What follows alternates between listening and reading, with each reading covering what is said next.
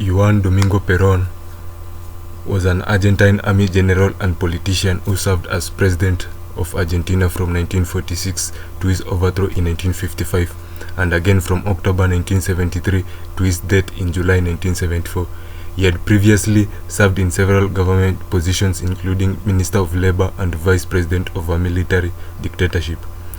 During his first presidential term of 1946 to 1952, Peron was supported by his second wife, Eva Duarte, who was also known as Evita. Though immensely popular among the Argentine working class, Peron's government invested heavily in public works, expanded social welfare, and forced employers to improve working conditions. Trade unions grew rapidly with his support, and women's suffrage was granted with Eva's influence.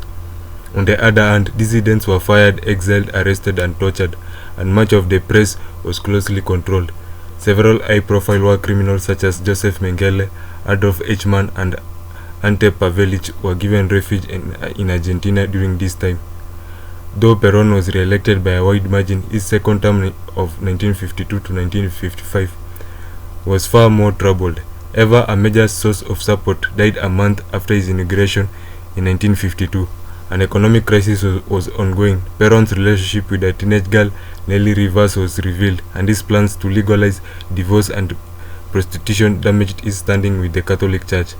After he deported two Catholic priests and was thought to be excommunicated, pro-church elements of the Argentine Navy and Air Force bombed Plaza de Mayo in Buenos Aires, where supporters of Peron had gathered, killing more than 300 civilians in June 1955.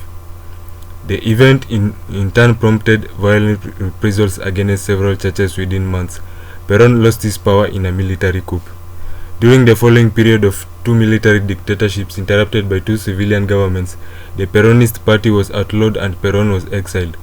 Over the years, he lived in Paraguay, Venezuela, Panama, and Spain. When the Peronist Hector Jose Campora was elected president in 1973, Peron returned to Argentina amid the Ezeiza massacre and was soon after elected president for a third time, between 12th October 1973 to 1st July 1974. During this term, left and right-wing Peronists were permanently divided and violence between them erupted, with Peron increasingly siding with the right. His minister Jose Lopez Rega formed the Argentine Anti-Communist Alliance, believed to have committed at least hundreds of extrajudicial killings and kidnappings. Peron's third wife, Maria Estela Martinez, known as Isabel Peron, was elected as vice president on his ticket and succeeded him as president upon his death in 1974. Political violence only intensified and she was ousted in 1976, followed by a period of even deadlier repression under the junta of Jorge Rafael Videla. Although they are still controversial figures, Juan and Eva Peron are nonetheless considered icons by the Peronists. The Peron's followers praised their efforts to eliminate poverty and to dignify labor, while their detractors considered them demagogues and dictators. The Perons gave their name to the political movement known as Peronism, which in present-day Argentina is represented mainly by the Justicialist Party. Juan Domingo Peron was born in Roque Perez, Buenos Aires province on 8 October 1895. He was the son of Juana Sosa Toledo and Mario Tomas Peron.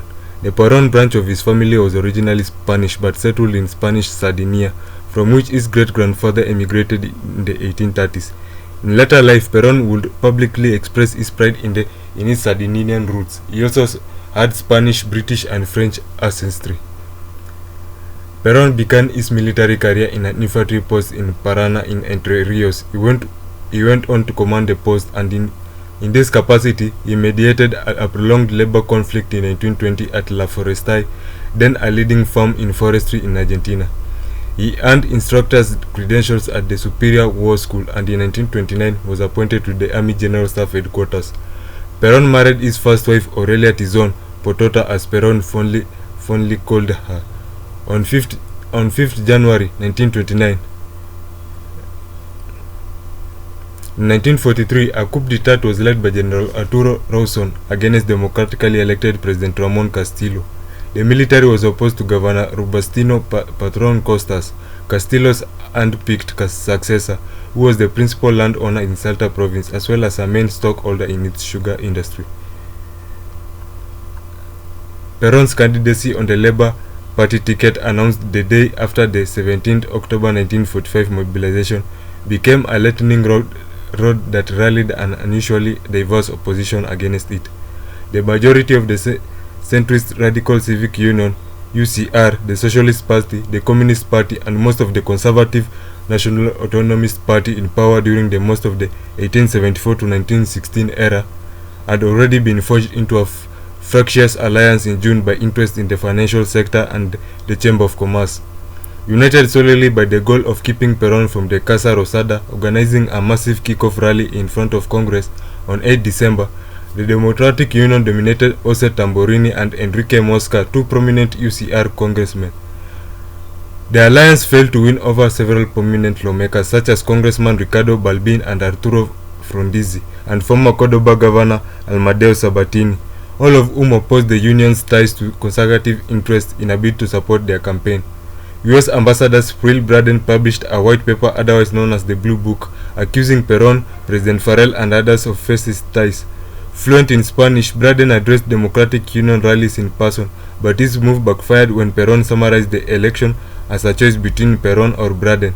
He also rallied further support by responding to the Blue Book with his own blue and white book, which was a play on the Argentine flag colors and focused on the antagonism of Yankee imperialism. He persuaded the president to sign the nationalization of central bank and the extension of mandatory Christmas bonuses, actions that contributed to his decisive victory. Peron and his running mate Hortensio Quijano leveraged popular support to victory over a radical civil union-led opposition alliance by about 11% in the 24th February 1946 presidential elections. Peron first articulated his foreign policy the third way in 1949. This policy was developed to avoid the binary Cold War divisions and keep the other world powers such as the United States and the Soviet Union as allies rather than enemies. He restored diplomatic relations with Soviet Union, severed since the Bolshevik Revolution 1917, and opened grain sales to the shortage-stricken Soviets.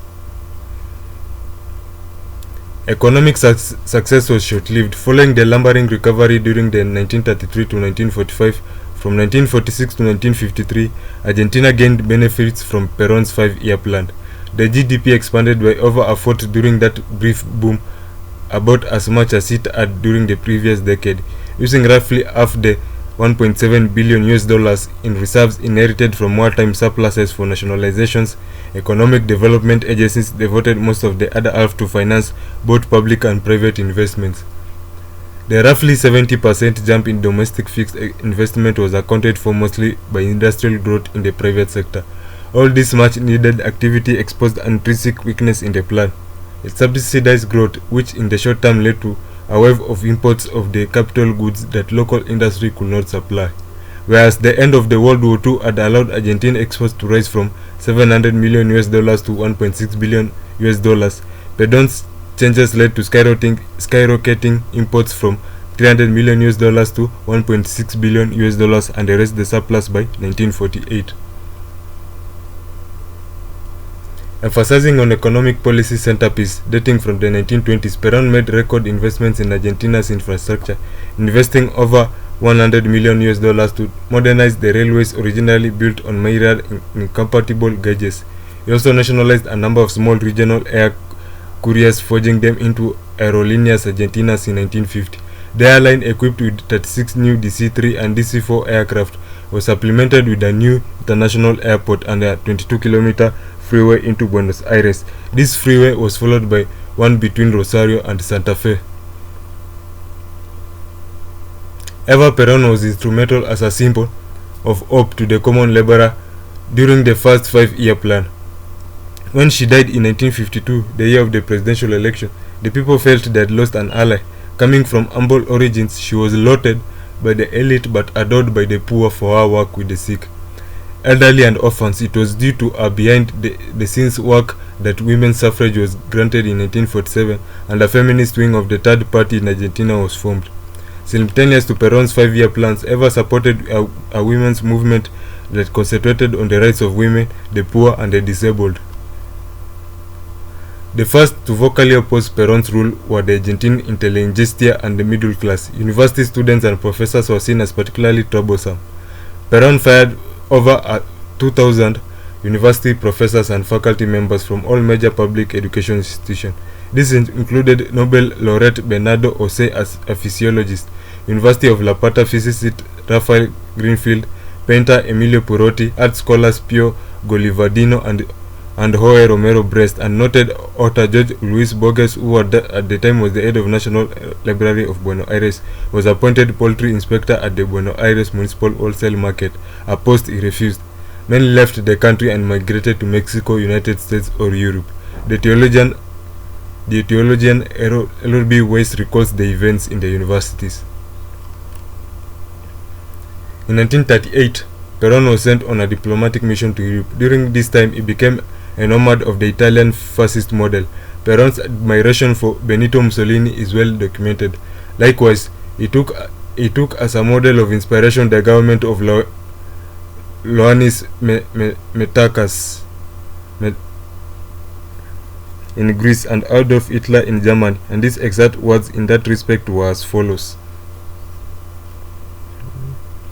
Protection of the Nazi war criminals after the World War II in Argentina became a haven for Nazi war criminals, with explicit protection from Peron, who even shortly before his death commented on the Nuremberg trials. The German Argentine community in Argentina is the third largest immigrant group in the country after the ethnic Spanish and the Italians. The German Argentine community predates Juan Peron's presidency and began during the political unrest related to the 19th century unification of Germany. Lawrence Levin writes that Peron found 20th century German civilization too rigid and a distaste for it. Crassuela writes that while Juan Peron preferred Argentine culture, with which he felt a spiritual affinity, he was pragmatic in dealing with the diverse populace of Argentina. Facing only token UCR and Socialist Party opposition, and despite being unable to field his popular wife Eva as a running mate, Peron was re-elected in 1951 by a margin of over 30%. The election was the first to have extended suffrage to Argentine women and the first in Argentina to be televised. Peron was inaugurated on Channel 7 public television that October. He began his second term in June 1952 with serious economic problems, however, combated by a severe drought that helped lead to a $500 million trade deficit depleted in the reserves. The new military regime went to great lengths to destroy both Juan and Eva Peron's reputation, putting up public exhibits of what they had maintained was the Peron's scandalous sumptuous taste for antiques, jewelry, roadsters, yachts, and other luxuries. In addition, they highlighted the association between Peronism and Nazism and accused Peron of having committed genocide. They also accused other Peronist leaders of corruption, but ultimately, though many were prosecuted, none was convicted. The junta's first leader, Eduardo Leonardi, appointed a civilian advisory board. However, its preference for a gradual approach to deperonization helped lead to Leonardi's ousting, though most of the board's recommendations withstood the new president's scrutiny.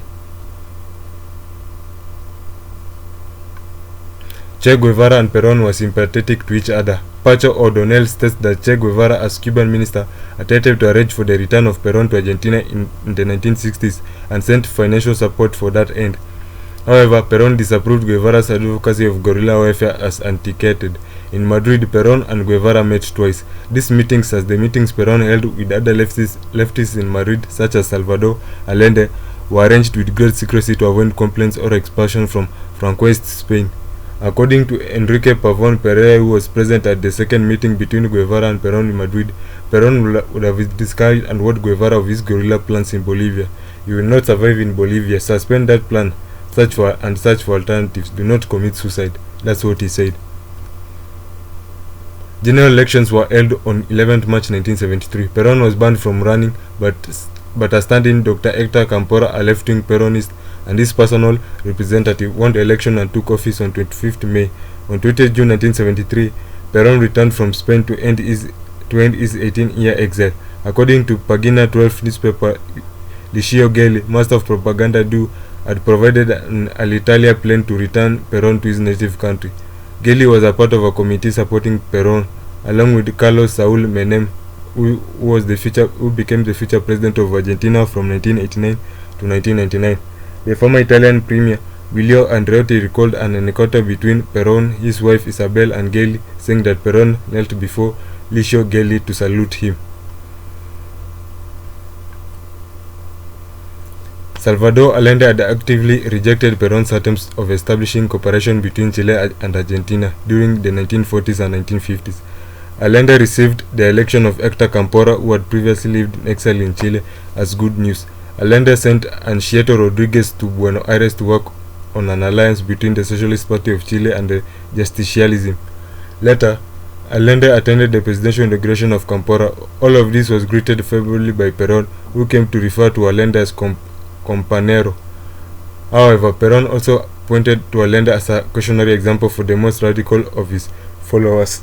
In September, just a few days before the 1973 Chilean coup d'etat, he addressed Tendencia Revolucionaria.